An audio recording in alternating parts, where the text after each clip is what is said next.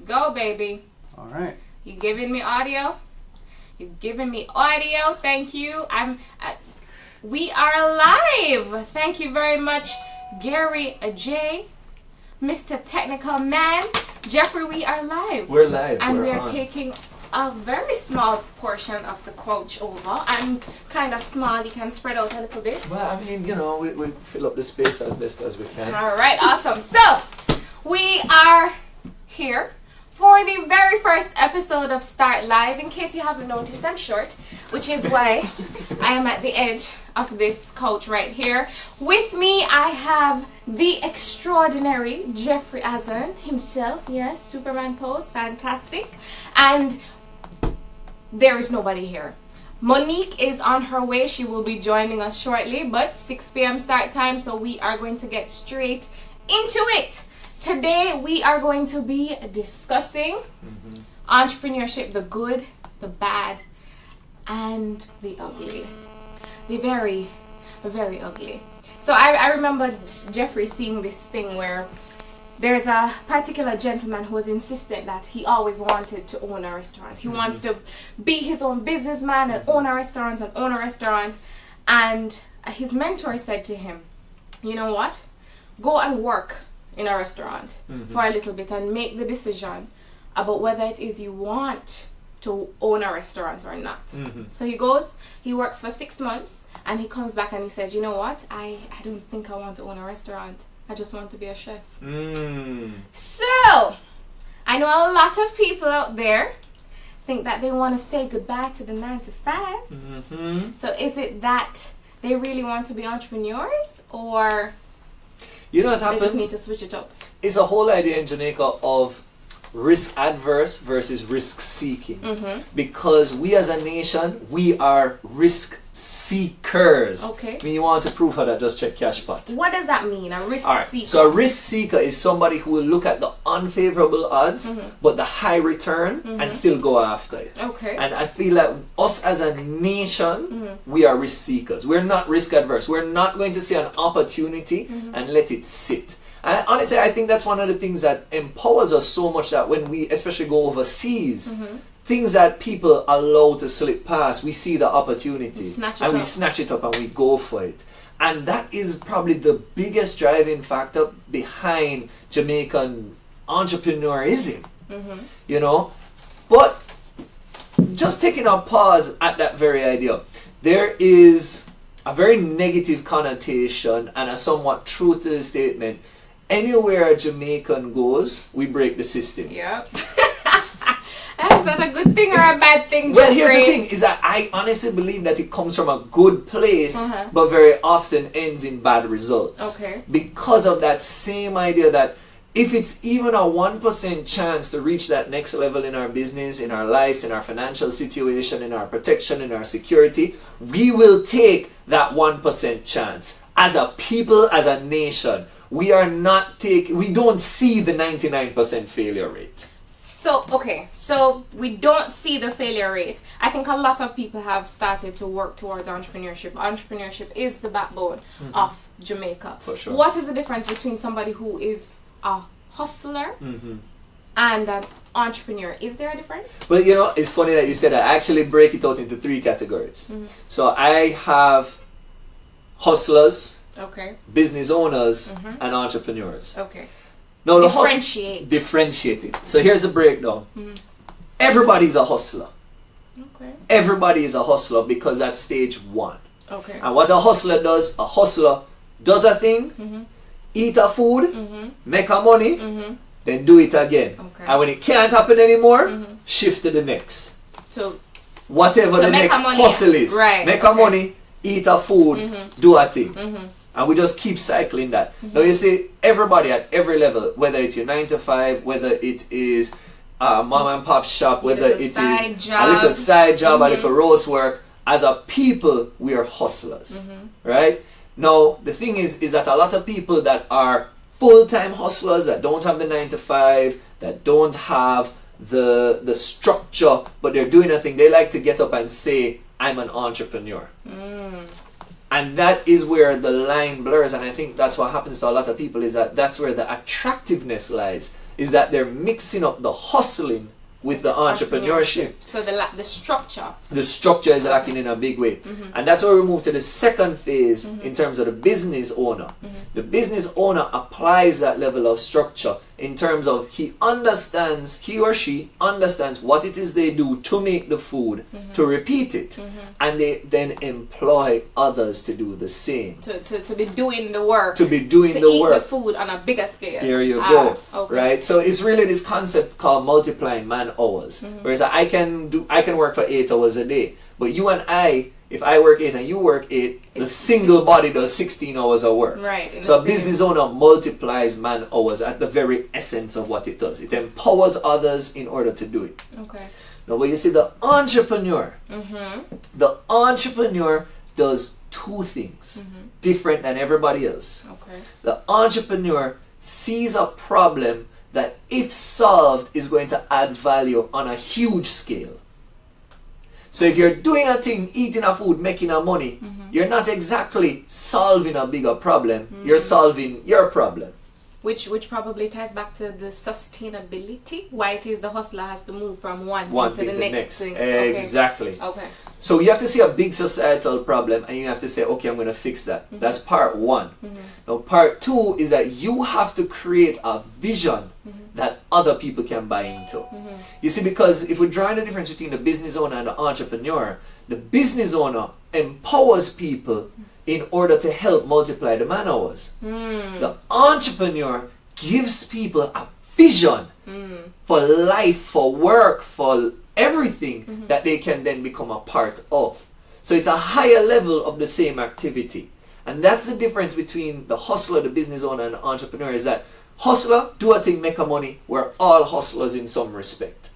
Business owners empower others, train others, multiply man hours towards a single goal. The same goal. Entrepreneur, solve a huge problem, adding value, and empower others into a vision that they can grab onto. All right, I love that you brought up vision, because you, sir, are a visionary in and of yourself with Select and Start, you know?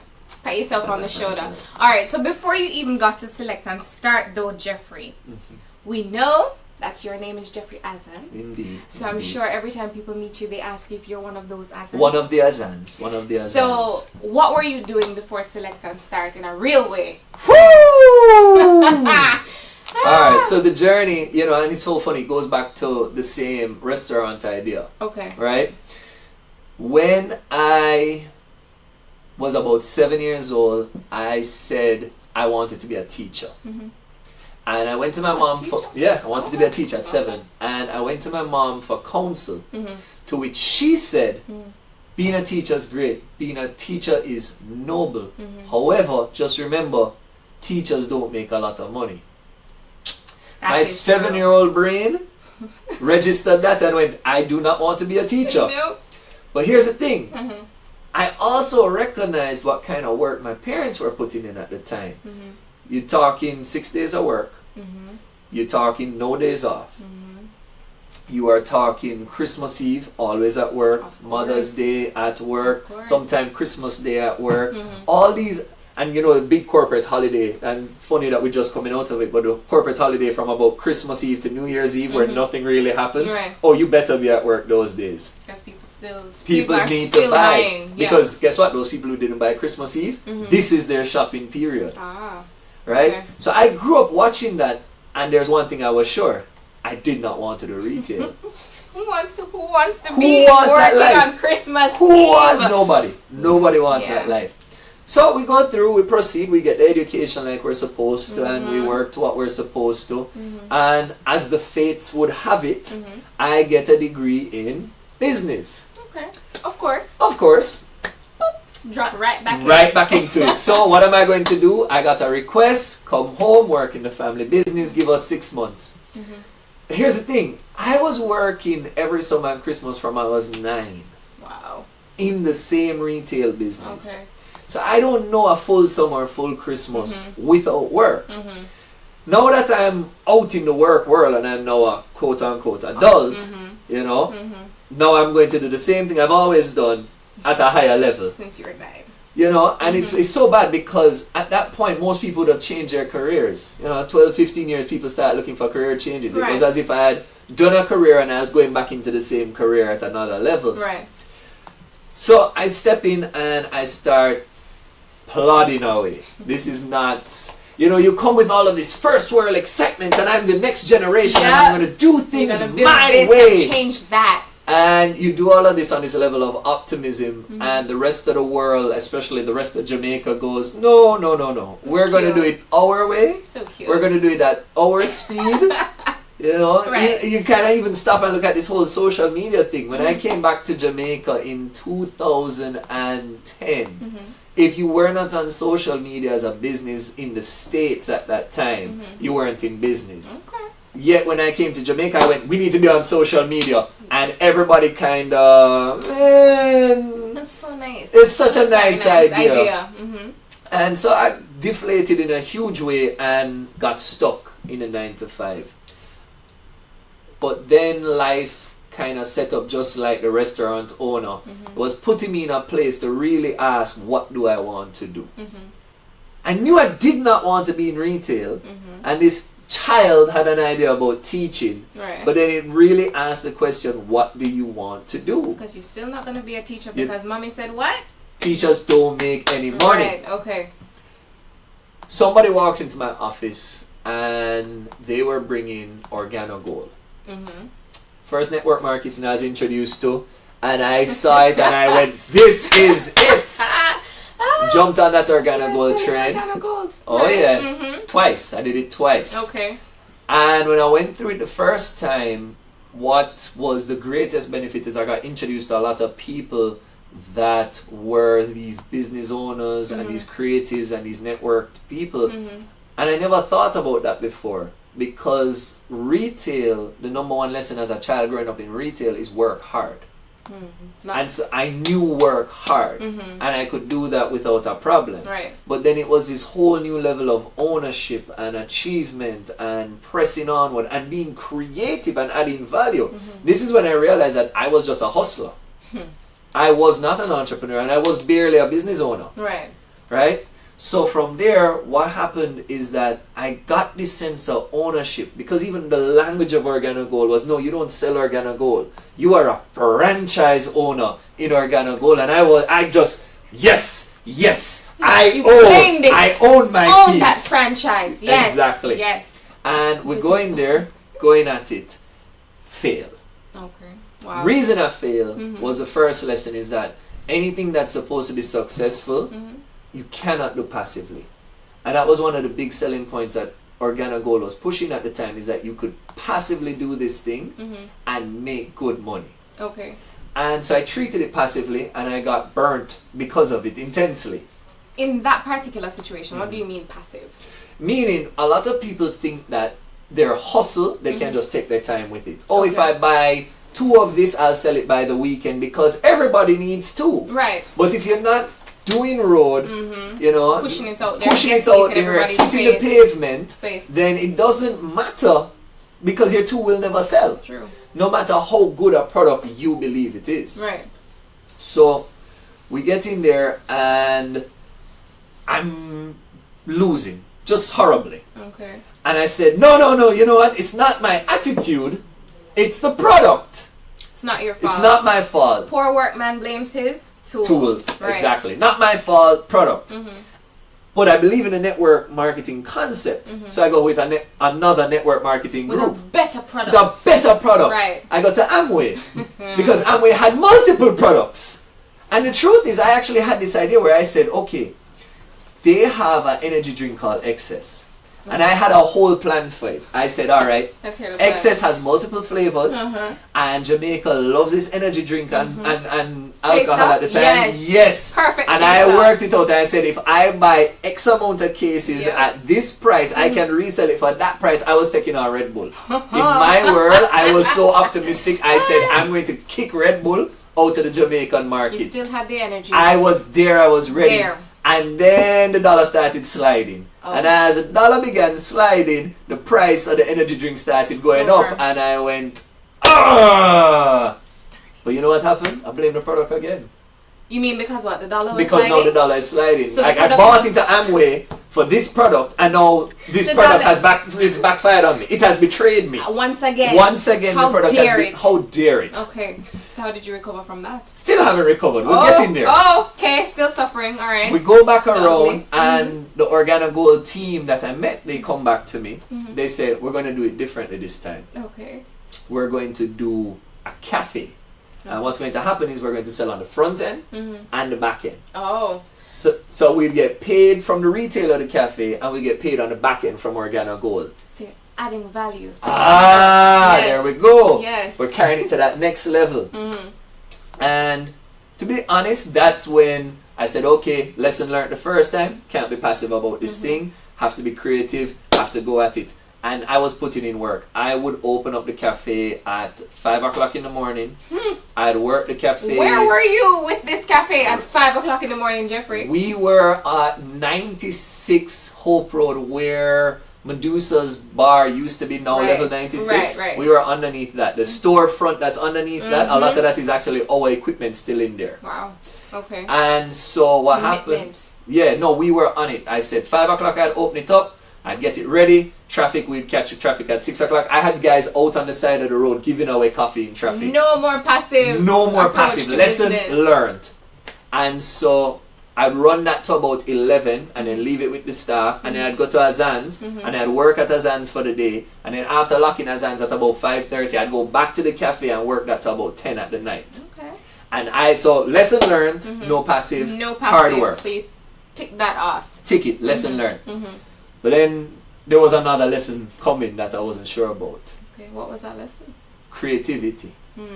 Once again, this was the if you build it, they will come model. So I'm putting in the work. I have the product. You do. I have the team. You do. And truth is, those that came loved it. Then 2 weeks later, they'd come and they'd ask, what's new? And it would be the same old and coffee. I would say, but I don't understand. You loved it the first time. Why does it have to be new? And so I learned this whole desire that the people have of just variety. You know, you keep hearing variety is the spice of life. Variety is the spice of life, and I'm going to hold you right there because there is one more bit of variety. Hello, Monique. Welcome, Monique Powell, ladies and gentlemen. Join us. Thank you for coming. We're scooching on this couch here. So Monique, Jeffrey, Monique. We are clearly live already. So Jeffrey is sharing with us his heck of a journey. He's at the Organo Gold stage and he's telling us what happened with his cafe. Yeah. So long and short is that people kept coming for variety and I was not responding to market. So it wasn't even so much a creativity lesson, but a response to market lesson. No matter how good you believe the product is, you have to do what the market wants. They are the, somebody said it best in a sales conference. They said, the client's never always right. In fact, most of the time the client's wrong. Doesn't change the fact that the client is king. They are the ones spending the money. They're the ones spending the money and they're making the decision. So whether they know the product, don't know the product, understand it, don't understand it, they're never wrong because they're always king. That is a very poignant point. Monique, have you found that has been your experience based on, some stalking, quite a bit of stalking that I did here on you? You have been in the digital space for a really long time. Jeffrey here, this is his second business. You had Organo Gold. Organo Gold, then we did Amway, then did the cafe. So so Jeffrey too has been in a lot of businesses. I know that you two you've had Roaming Donkey, which was like a local travel type portal. You had the dating site, and right now you are at My Quick Plate Jamaica. So have you found that situation where it's not, the customer is not always right, but they're king? Has that been your experience? I try to remind myself and remind the team that the reason we're doing what we're doing is because of customer at the end of the day. So try to be as customer focused as possible. There isn't always a direct connection between what the customer might be asking for and what is feasible to provide, but we try our best to meet what the service that we are providing, as in meet the customer as closely as possible to what they're asking for. Okay. So has that worked out for you? Did you have a situation where, like Jeffrey, people are asking, so okay, so what's new? What's new? What's going on? In a sense, yes. In a sense, no. No, because we're providing a service that people consistently want, and that will always be a service for which there will be a practical need. Okay. What people do ask for are perhaps little improvements that would make the experience easier. So, for example, we've been getting requests for a mobile app, and that's something that we've been working on. So we listen as much as we possibly can, because it's easy to get so caught up in the day-to-day running of the business that you lose touch with the customer and what it is that they want and what would make them happy and make them keep coming back. How do you believe you keep touch? Before you answer that question, we are a couple minutes in, guys. You are tuned in to Start Live. I have with me here Monique Powell. She is the founder and CEO of My Quick Plate Jamaica, and Jeffrey Azan, who is the founder, take a bow, of Select and Start. Two very different entrepreneurs. Select and Start is motivation. My Quick Plate is logistics. Essentially Logistics. Because I remember thinking about the whole, I thought it was strictly, like a restaurant, but I read that you call yourselves a restaurant marketing, e-commerce and logistics company. Right. That's so pretty much we connect the people who want the food with the people who have the food. So we that's a good way to put it. So I mean, we provide the e-commerce portal to allow people to easily order and pay online and so forth, and then we also handle the logistics part of it in terms of we have our own fleet of riders, we have our own dispatching system, etc. And the marketing comes in because the better our restaurants do is the better we do. So we do a lot to drive them online, drive awareness of the restaurants themselves and their offerings and so on. Okay. All right, so Jeff. Yes. Organo Gold, Cafe failed. What was the second lesson that you learned? Well, after the business response, learning to figure out what the people wanted, then it became a matter of, okay, didn't answer that, what's next? How do I respond to what the people want? And so I went out and asked, and first person I asked was me. What do I want that I don't see in Jamaica? What's that thing that I could enjoy or that would solve a problem I have? And that led me to put on my first live music show, which was Moment of Jazz. So you went from from network marketing to technically retail to cafe to jazz. Okay. The jazz wasn't the concept, it was good live music shows. Outdoor setting, similar to what Redbones does now, but at the time it wasn't very popular, it wasn't happening. It wasn't a thing, right. And so went for it and went after it, and that where the next lesson came in life, where I had a partner at the time and they did a lot, but we both dropped the ball on a key part. What was that? Promotion. All right. So what was the first lesson, Jeffrey? The first lesson was work hard. Work hard. Can't be passive about it. Don't be passive. 2, creativity. The second lesson was creativity. 3, respond to market. 4, 4, promote. But more than promote, the lesson was, and it's in 2 parts. It's, if I depend on others for my success, when it fails, I'll only have myself to blame. True. However, I cannot be a master of all skills. Right. So it's this weird dichotomy that you have to put your success on others, but if you just allow them to operate as they want to operate, then your success is at risk. So you have to find those that are skilled, but then you have to ensure that you motivate them, direct them, supervise them, so that they reach the targets that you need to reach in order to aid your success. That is quite a lesson that you have learned there, Jeffrey. Now I want to switch to Monique along the same lines.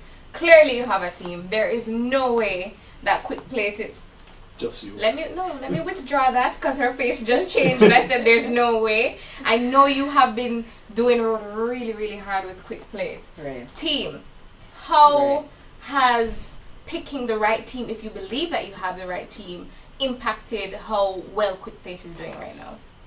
Right. So we have several delivery riders on the road, but in terms of our in-office team, it's a very tiny team. Okay. So it's a matter of sometimes prioritizing, because with a team that small, you can't get everything done at the same time, regardless of whether you want or not. True. So I have to be the one to determine what's most important at this point in time and what will have to stay, and direct people accordingly.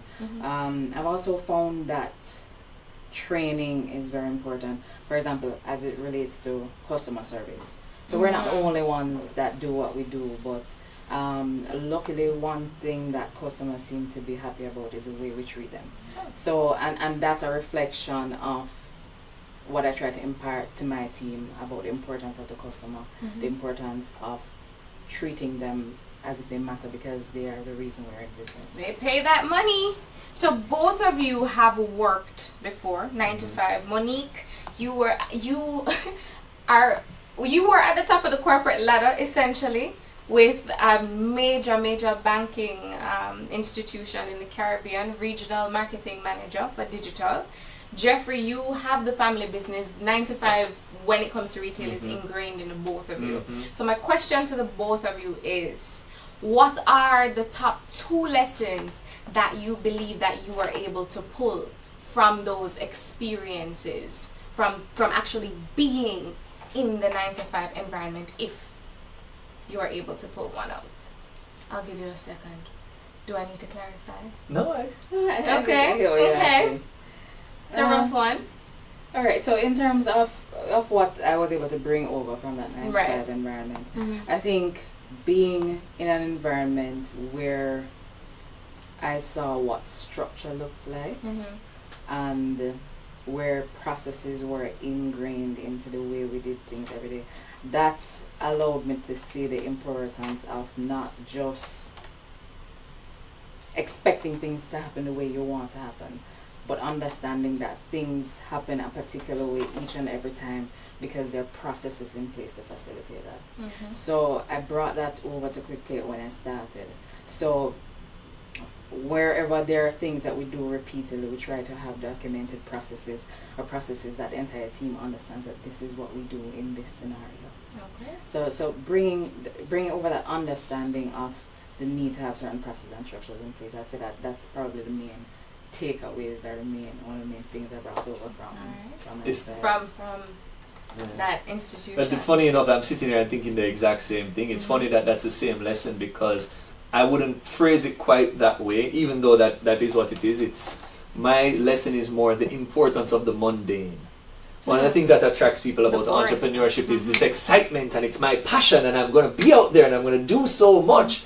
But if you forget to file the taxes, if you forget to lodge at the bank, if you forget to return the email, you have to have that routine, that the part of business that nobody likes. You still have to do it. The unsexy stuff. The very unsexy stuff, but you still have to do it. And I think that was one of my biggest things I took over from the 9 to 5, especially in my realm, because I went from retail to what I'm ultimately doing now, which is personal development training, which requires me to create workshops and create speeches and to share and be vulnerable. And in doing all of that, it requires a certain level of creativity. And I've never had to be creative that way before. You buy the product, you price the product, you sell the product. And so it was a weird transition in this systemized routine life to this very creative life, and seeing how that routine I learned in 9 to 5 is so important to this new creative process I'm on.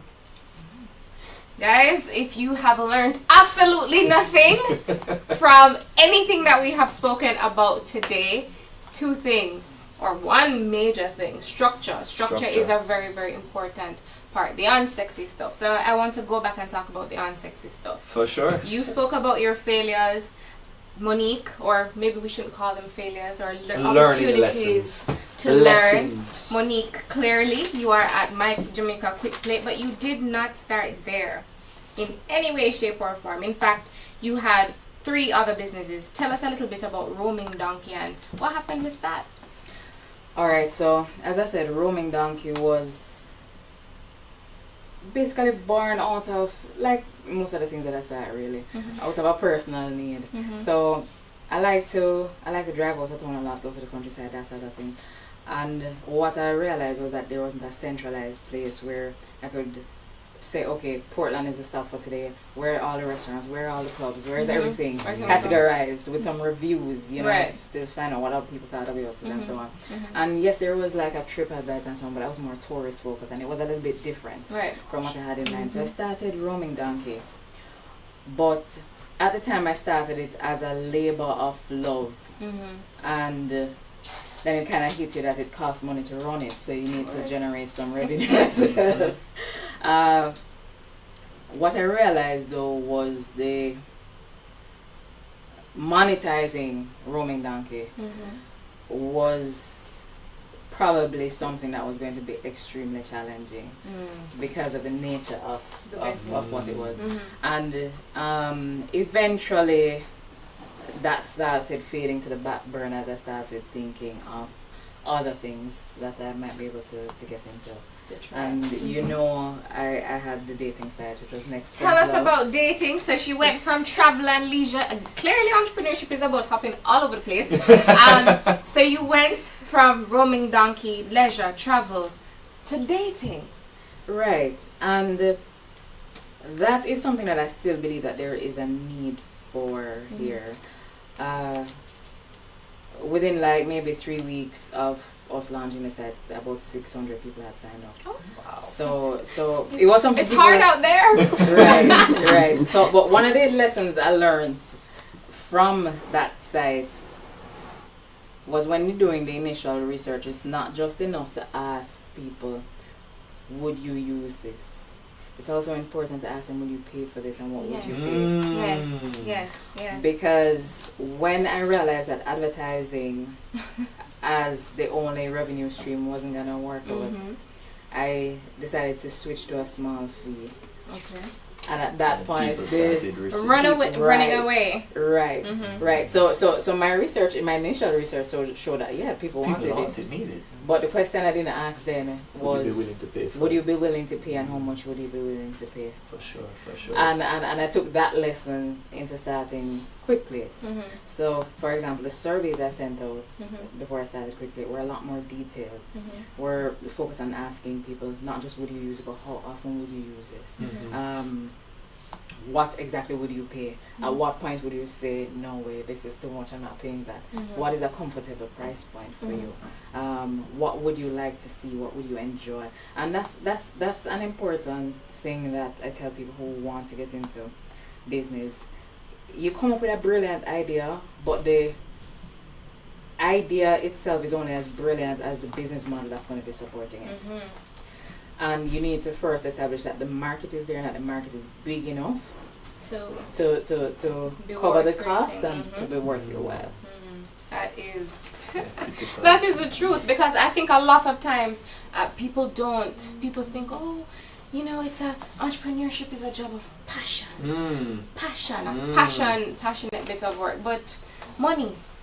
Yeah, no, you have to pay the bills. Money, you have to pay the bills. So let's go back to support, because clearly you guys needed to have some level of support. I know you had your 9 to 5 supporting you in some way, shape, or form, but how did you feel having to give up something that you had committed yourself to, something that you had spoken about? Because an issue that I have is that I don't like to share, because I feel like when I share, when it doesn't work out, I have to explain myself. You know, you get somebody who's, that thing that you're working, and you're like, it didn't really work out. So how do you deal with those emotions? What would you suggest?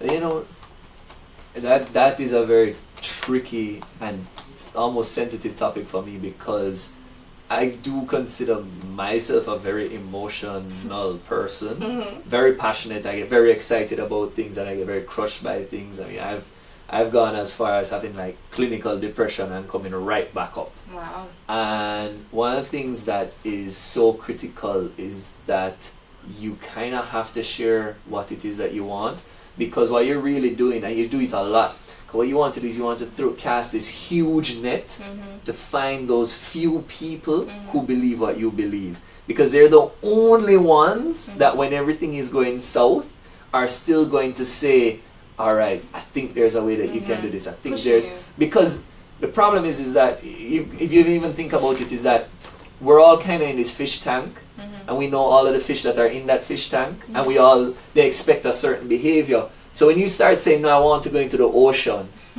all of them go, oh! They were your friends and they are your family and we know you can't do the ocean. Have you lost your mind? Exactly. So you have to really throw that huge net out there to find those other couple that are like, yeah, I want to go to the ocean too. Let's do it. You know? So even if they want to go there in a different way on their own route, it's so important. And these people can come in the strangest, absolute strangest of forms. One of those people who are in my corner to this day is somebody I mentor, Fred Robertson. Oh, okay. And how I met Fred is Fred showed up to a free session that I was doing through a church ministry. And at the end of the session, he walked up to me and he said, from this day forward, you are my mentor. He claimed you. He went, you! And it was maybe a couple weeks after that he explained it. He said, I've been looking for somebody who believes what I believe. And that was the connection. Had I not said it and he not been open to it, that connection would have never happened. And we've been working together for maybe 2.5 years since. So that support, that person in your corner. What about you, Monique? Similar experience. I also get very emotionally connected to my work, which is, and actually divorcing myself slightly is actually one of the lessons. That is a survival mechanism, because I would be ecstatic when things go well, but then I would hit the lowest lows when things don't go well.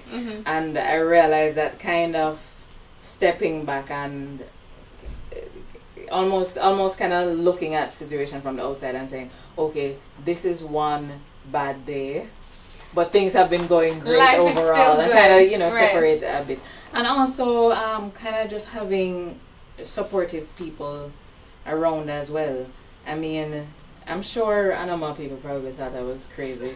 I was in a good job and you just get up and decide I want to start something. And beyond good job, ladies and gentlemen, LinkedIn. Okay. Yeah, and I mean, but I have a couple of people who believe in the idea, and not just believe in the idea, but believe in my ability to bring it to the point where it's ultimately successful. And having that kind of support, I'd say, is absolutely critical. Also because the entrepreneurship is kind of a lonely journey. So you might have your team that you work with, but every decision comes back to you. You're the buck stops with you. So it's lonely in the sense that you are left alone with those decisions very often, just running things over in your mind, and sometimes for whatever reason you might not be ready to bounce it off other people yet. So it's there toiling over and over anyway. So just being able to remind myself that I'm not alone in this and I have people who are supporting me. That's important. So support seems to be the ongoing theme here. Find somebody, put them in your corner. If it's your family, like I have my family, bless God, I wouldn't be here. I wouldn't be here today. I wouldn't be fed, trust. But find somebody and put them in your corner. Practical tips to deal with those bad days, because those bad days or weeks can get bad. Practical. No, and it's funny you'd say that, because I'm literally coming out of that right now. Jeffrey. Just two. No long story. No. Two. Because Jeffrey will give a whole presentation. On what it is. Yeah. But I think the critical thing is you need to, I think Monique said it best, is that you need to divorce yourself a little bit. You need to step away from the work. I was going down at the end of 2017. I was burnt. People could see it. They could feel it off of me.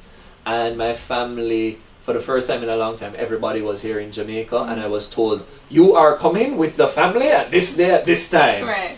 And that forced vacation separating me from the situation was so critical. I came back feeling refreshed. I came back feeling rejuvenated. I had an opportunity to just be. And I think that's one of the biggest things, is that when you're under those pressures and mulling it over and consistently going over, until you find the answer, you keep going down. And so separating yourself and getting to look at it from a distance may be the best thing emotionally, mentally, spiritually for you to come out and attack it again. So take a breather. Number 2. Take a breather. The second one is be very clear about what you're going after. Okay. A lot of people get frustrated because they're busy and not productive. And the reason they're not productive is because they're not demonstrating clarity as to where they want to go. So having a very clear vision of where you want to go means that you can mark your steps of growth. And one of the biggest endorphins that people can experience is growth. So you have to know where you're going so that you can track the growth, so that you can find those endorphins. Oh, so are you suggesting maybe that a vision board, maybe a notebook that you've scribbled your vision in? Well, the vision board is probably the best. It's probably the best, but I know people who do a checklist of goals. I know people who do their productivity journal. So they say, I need to do 1 more hour of this or 30 minutes of that, and getting that 30 minutes feels like an accomplishment. I personally don't believe in New Year's resolutions. I know everybody's on their 2018, I'm going to do this. New year, new me. You know, I believe in today resolutions. Okay. So if I decide on it today, I can work on it today. If I am not, then it doesn't make a difference. Okay. So those would be my 2 major things, is that set clarity, be very clear about it, and find time to separate yourself. Not just take a break, separate yourself from the situation. Monique, he stole one of your ideas. Let me just put it out there. Yeah. But anyway, your 2. What would you, Alright. Practical tip? I'm depressed right now because my business isn't working. What do I need to do to get myself back together? I think it's kind of related to what Jeffrey was saying, but consistently measuring your performance. Okay. Because when you're in a slump, it's easy to think that, or you start to question, am I really doing a good job? What am I doing here? But if you've been tracking your performance, especially if you have a product the market wants and that sort of thing. If you've been tracking your performance, you can look back and you say, hey, maybe I didn't hit a target this month, but I hit it the last month, I hit it the month before, and you just kind of step back and say, relax, stop beating up yourself. It's okay. You did a good job. It's okay. Yeah. And also balance. Balance. And I found at the beginning, partly because I was so excited about starting up the business, and partly because I do think I kind of have some workaholic tendencies. I was doing like 14, 16 hour days. Wow. And I was able to keep it up quite well for maybe the first 6 months, but then it started to burn me out. Burnout is real. And I realized that I was kind of losing focus on some of the other things that were important, family and that sort of thing, family, my personal health, that sort of thing. So it's important to understand that, as I said to people, work can be done. So even if you stay in the office 23 hours out of the 24, there's always something else to be done. So set a limit for yourself. You look at the clock at a certain time, say it's dark outside, I need to go home. I've been here for the past 2 days. Yeah, no one else is here. The place is empty. Go home. Go home. Right. So you kind of have to set those boundaries for yourself and create some balance. All right. So balance. What do you wish that you knew before you started? What do you wish you knew?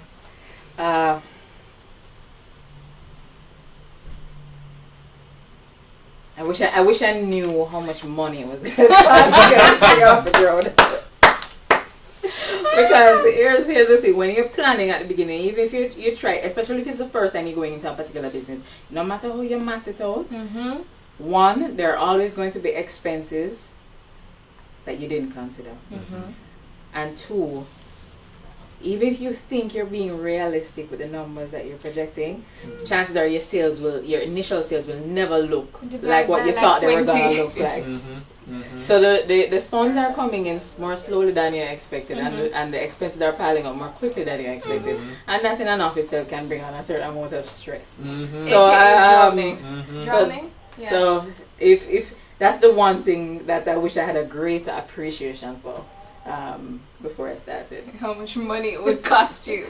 Jeffrey, what about you? I'm sitting here and I'm listening to Monique and so I'm reading a book right now, and I'd strongly recommend it to any of you going into business, called Thinking Fast and Slow. Can't remember the author right now. Thinking Fast and Slow. Okay. And it's a whole look into decision making by a psychologist who is also a statistician.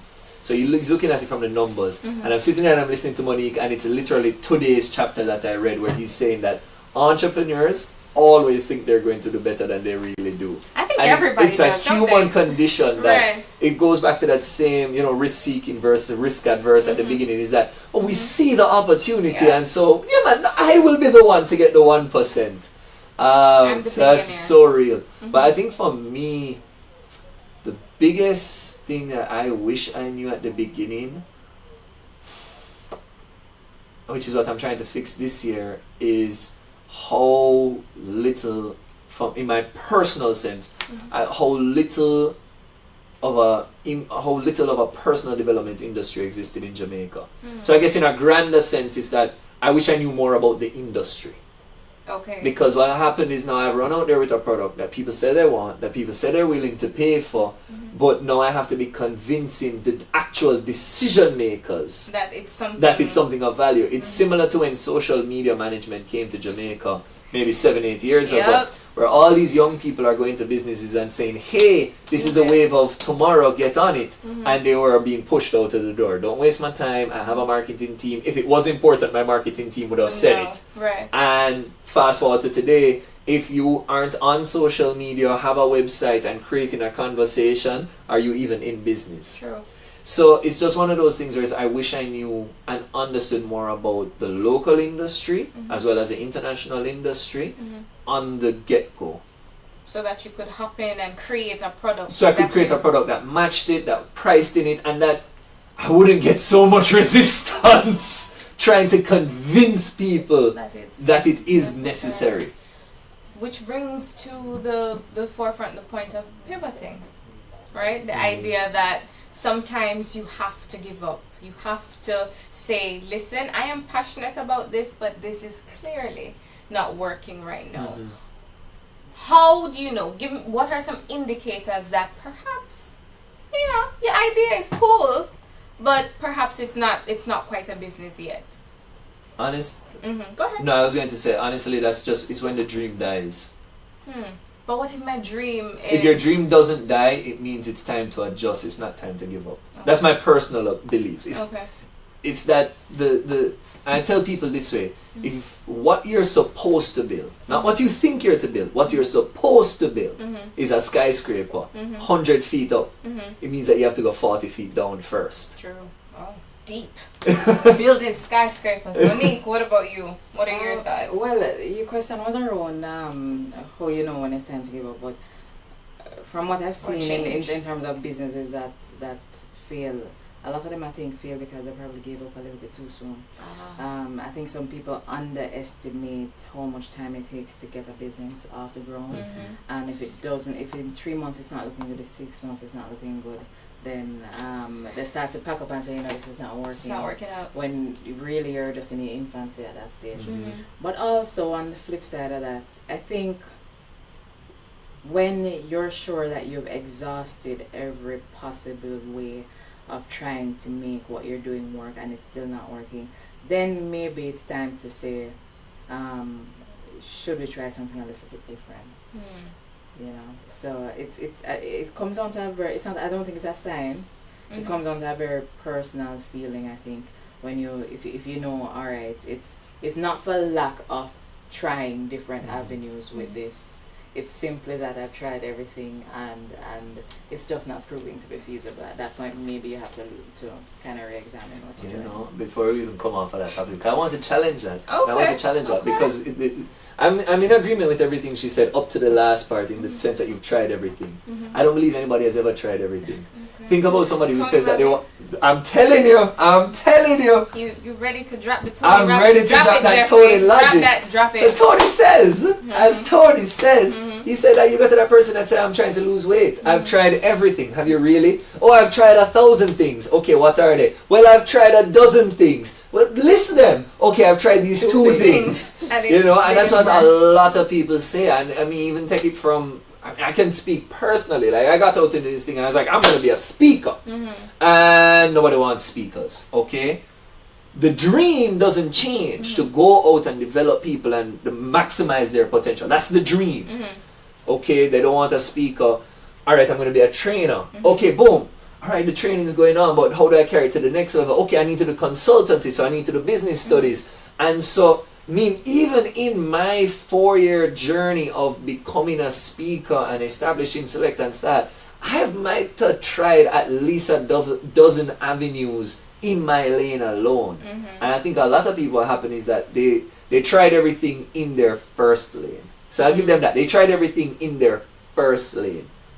I guess that's where the creativity comes in, right? So Right. you shake off one particular part of the business and then say, let me kind of switch it up on the other end. Because the truth is, I don't think everything's impossible until it's done. Right. And everybody who has a successful business had to go through these periods. They've all had it. I mean, you watch any of the movies about jobs and the documentaries, you watch about Ford, you watch about Google. I mean, think about Google. Google was going to sell.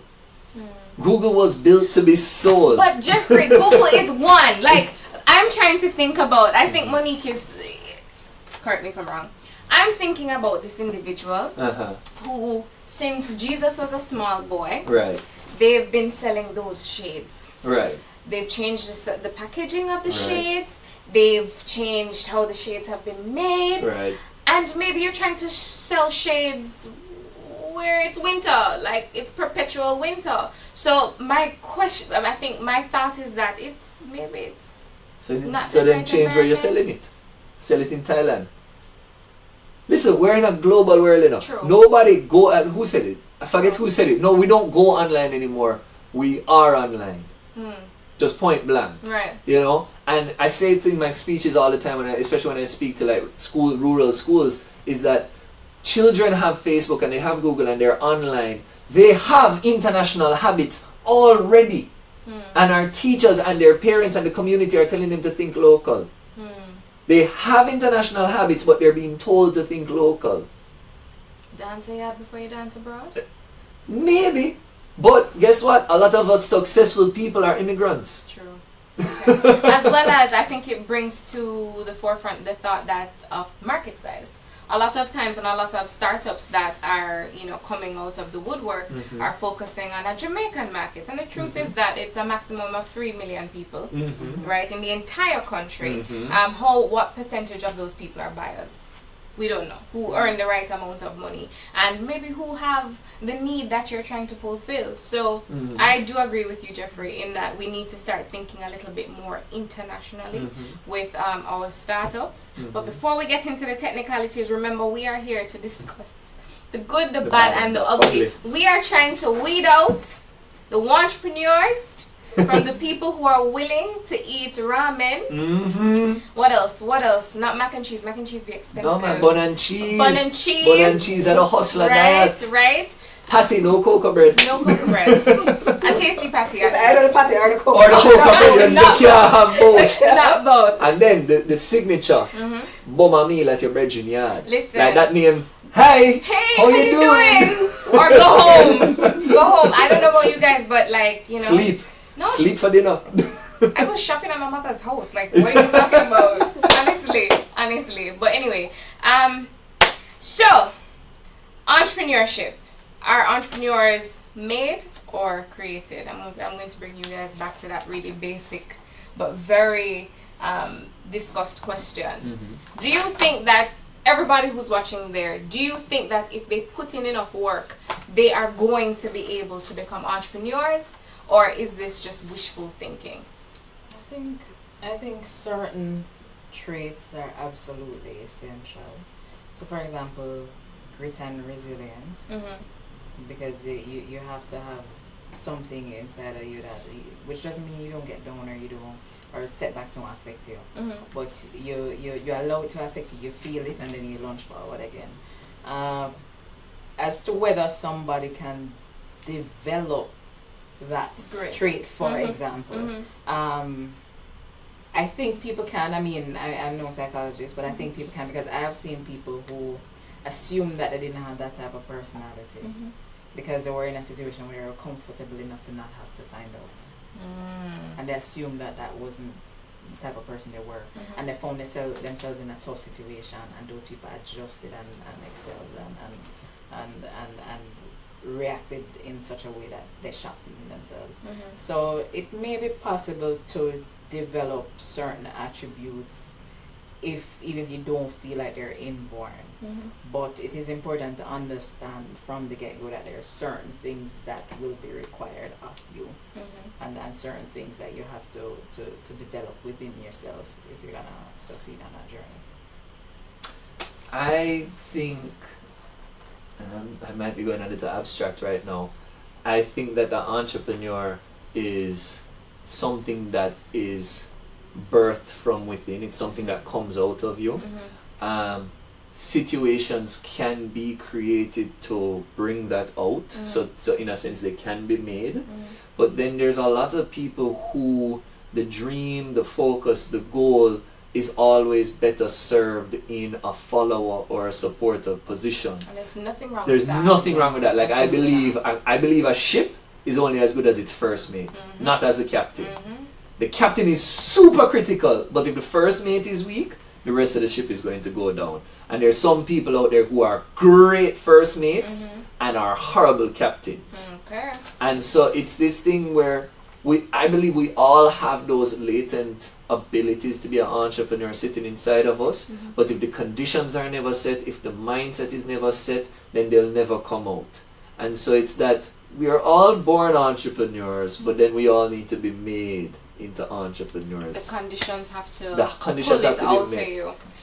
Ladies and gentlemen, gentlemen, thank you. We are actually drawing to the close of our live show. We have 10 minutes left, right? So books. You mentioned the book that you are currently reading. Right. Monique, one book that you would recommend that. I mean, wait, first, before we even start recommending books, how important is reading? Tell them. Is Monique? reading important? And how important is it? Yes, I think it's important. Yes. Absolutely is. It's a way to get insights without having to go through particular experiences yourself. Amen. So that's one thing.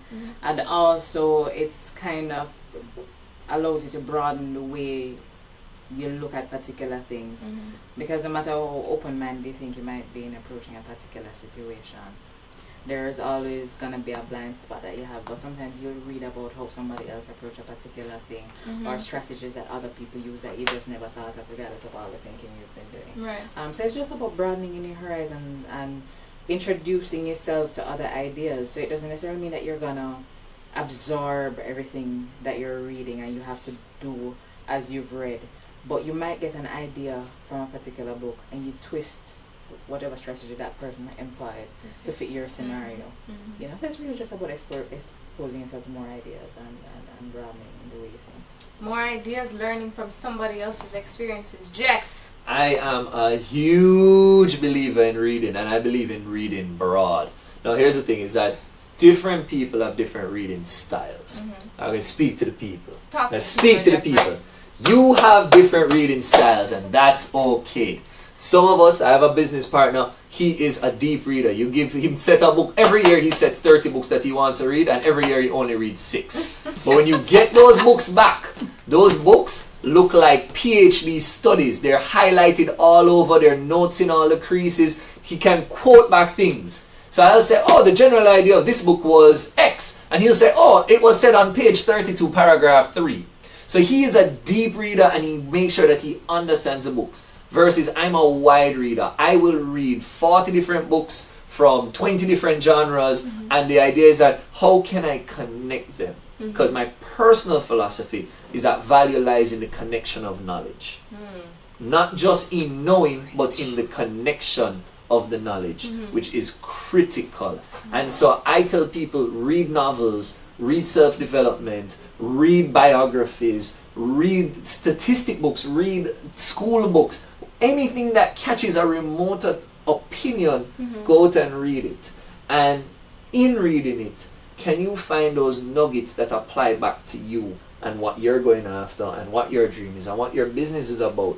You know, you may be in the restaurant business and you may read a comic about cooking, but there might be one creative idea in that comic that you could replicate in your business. True. You cannot discount that whether it be creativity, new information, old information, proven facts, experiments, case studies. The wealth of knowledge that exists in books is unreal. And just to close it off is that many people out there who are entrepreneurs will always speak about, oh, I wish I was mentored by this person, I wish I was coached by that person, I wish I had this person to go and talk to. That person probably has a book. You can go by and have a conversation with your mentor. So that's my closing on books. Yeah. All right, well, I think you have upsold it. There's a book that you shared, but think about the book that your nugget book that you would recommend to somebody. Just Who Moved My Cheese? I love that. That was a book that I really, we'll talk about that in a little bit. But Monique, what book would you recommend, your little nugget that somebody should read when they're starting out? I'd say Lynchpin by Seth Godin. And that's a good one, not just for entrepreneurs, but for anybody, because it shows you how you can be more than just another cog in the wheels. So you might be one of 10 people doing a particular thing, or you might be one of 10 businesses doing a particular thing, but it gets into how you can go beyond the expected to be extraordinary in your become extraordinary, even if there are so many other people. There's a sea of people doing the same thing, and you might think there's no way I can stand out, but it gets into how you can condition your mind to do the type of things that would be required for you to stand out. Because it all starts in the mind, right? Trust me. It all starts in the mind. Who moved my cheese? Oh, Who Moved My Cheese? Who Moved My Cheese set off the business. Jeffrey, we have less than 2 minutes. Less than 2 minutes. Give me Who Moved My Cheese? 15 seconds, Who Jeffrey. Moved My Cheese is essential to anybody looking to make a change in their life. Period. It speaks about decision making and action taking. Full stop. Fantastic. And you can find, I'm not sure about Seth Godin, but Book Ophelia, who they're one of our sponsors. Fantastic little bookstore, 92 Hope Road, actually. Yes, 92 next to your former cafe. Yes, you will find a huge variety of really fantastic books. We are doing a book a month, so I don't know what your reading style is, as Jeffrey mentioned, but essentially the book actually that I wanted to suggest is How to Win Friends and Influence People. Very good one as well. Right? Who is it by again? Dale Carnegie. Dale Carnegie. For the simple fact that regardless of whether or not you're an entrepreneur or you're in the 9-to-5, people are important to you and business. So it's everything is all people. So this particular title does a great job of like highlighting practical tips that you can utilize every single day to improve your relationship with people. Because the truth is that y'all wouldn't be sitting here if I couldn't talk to you guys and connect. You know, I'd be talking to myself. I do that at home. I don't need to do this on camera. So, how much time do we have, Mr. Moderator? And do we have anybody with any questions? You guys are a fantastic audience. Clearly, we are very, very clear. And entertaining. And entertaining. But on that note, ladies and gentlemen, thank you so much for tuning into the first ever, but more to come, Start Live episode featuring the fantastic Jeffrey Azan from Select and Start, and the even more fantastic Monique Powell from My Quick Plate Jamaica, the lady with the food, the man with the vision, the mouth, right, the man with the mouth. So, guys, you want to tell them people how to find you? Right now, just find me on Instagram. That is my #1 social media platform right now. You can get me at jj.azan on Instagram, and from there we can have talks and conversations and comments and all these other wonderful things. And check me out on Wednesday, Smile Jamaica. Jamaica, fantastic. Jamaica. Monique, how can we find you? I know you're a Twitter goddess. All right. So in terms of Quick Plate, we're myquickplate.com, and the links to all our social media platforms are there. Social media profiles are there. In terms of connecting with me personally, you're right. Twitter is the best place, and it's at Monique Powell. Okay, all right. Twitter goddess, the man with the plan over here, ladies and gentlemen. Before we go, I have a few people to thank. I don't look like this all the time, ladies and gentlemen. So a big thank you to Daniel Drummond from Makeup by Daniel D. Woo! Our technical guy back there who you will not see but has kept the wheels going while we chatted back here. Mr. Gary J. Big up yourself. Big up yourself, Gary. And of course the team of Microsoft Jamaica who have been kind enough to lend us this fantastic space. So a big thank you to them as well, my brother. Thank you. Thank you. So guys, thank you so much. I will see you for the next show. We are every other Monday, but we'll post when the next show will be and the next topic for the show. So thank you very much for tuning in. Please ensure you share, comment on the page. This is something that we're building, so we appreciate you taking the time out to connect with us. So remember guys, anything that you do is important. It has value, so just start. See you next time.